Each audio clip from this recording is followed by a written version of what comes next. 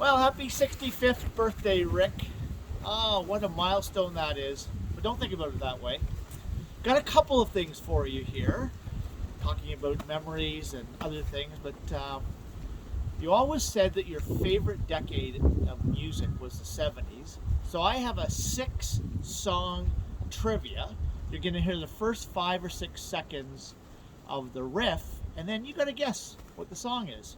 Now, of course, I'm not going to hear the feedback here, but let me give you song number 1, and stay tuned. Shirley is going to get a little closer here, and let's go.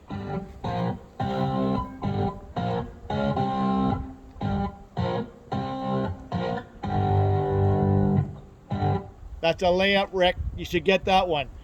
Next one.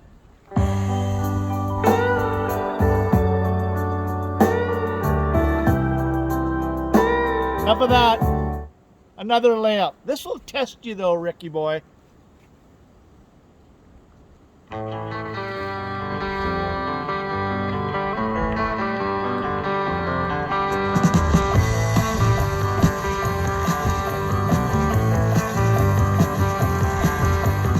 Okay. Song number 4. Remember, there's 6 songs. Here we go.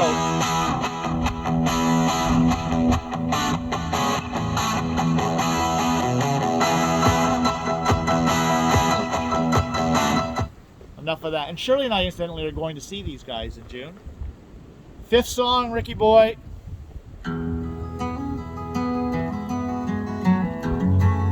Should put you right where you are right this minute. He was born. Oh, damn it. Anyway, Rick, last song. See if you can get it. This will even test you more. So let's go. 6 on 6.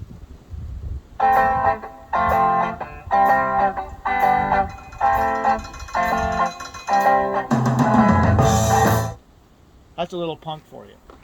So, thanks for taking part in that, and we'll see how you do. Whenever you do the percolator on your own, you get 8 out of 8. Let's see how many you have while Lisa's watching you. So, anyway, a couple of memories, really quickly.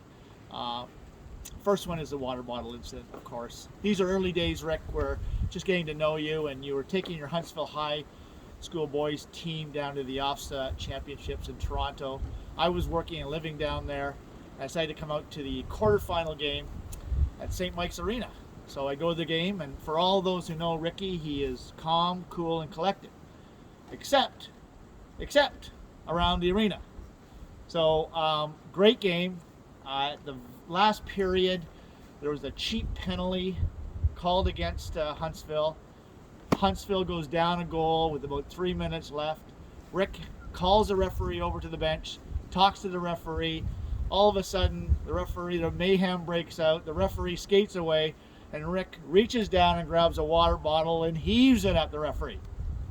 I had brought my boss along to see this wonderful display of hockey, and the first thing he said to me, he said, "That's your brother-in-law?" I said, "Yeah." He goes, "We need that intensity in sales. Let's get him on board." There's memory number 1. Sure, you don't want to repeat that with your students on that one.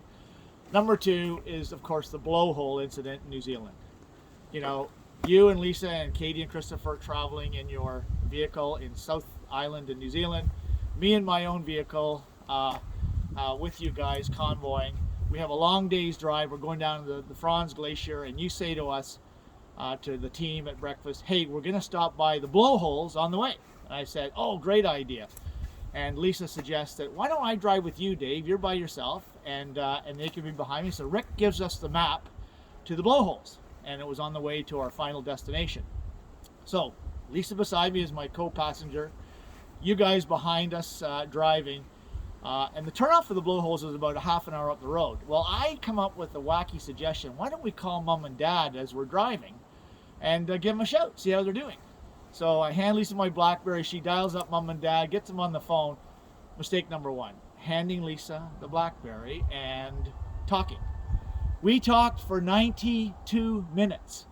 Meanwhile, we had blown right by the exit to the blowholes. And finally, when we came to a stop, Rick is waving us down because we had the map. They'd been waving us for the last hour, and they couldn't get us. And I thought, oh boy, we're in trouble. So as we got out of the cars and, when everyone was amassing there, I said to Christopher and Kate, hide the water bottles. Look out. They're going to start flying. Anyway, the blowhole incident in New Zealand. Great memory number 3 would be, of course, Scrabble Lake and the introduction to camping for Shirley. So Scrabble Lake's an annual trip. Great trip. Shirley never camped, tent, been in a sleeping bag, done any of those things, or been in a canoe.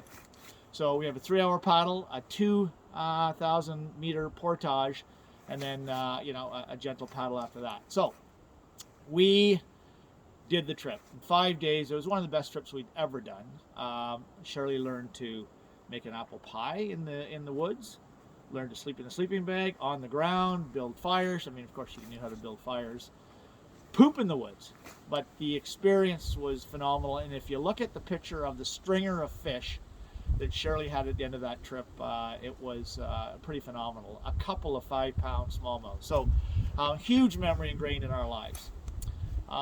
But probably why we're here, the last best memory, Rick, for sure, is if Dave Tomlinson is the MacGyver to Mom, you're the honeydew man. And every time Mom has a little job, she calls you up and you're the honeydew guy and get over there. So we've got lights working outside. We've got a fixed leaky roof.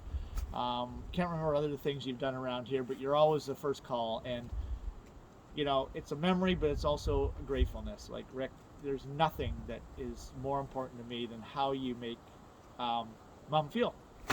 So thanks. Happy birthday. And, oh yes, it wouldn't be a celebration if I didn't have a toast. And me, I don't need reason to have a shot of tequila, but happy 65, Rick, for many more memories to come, and thanks for all you've done so far. Cheers.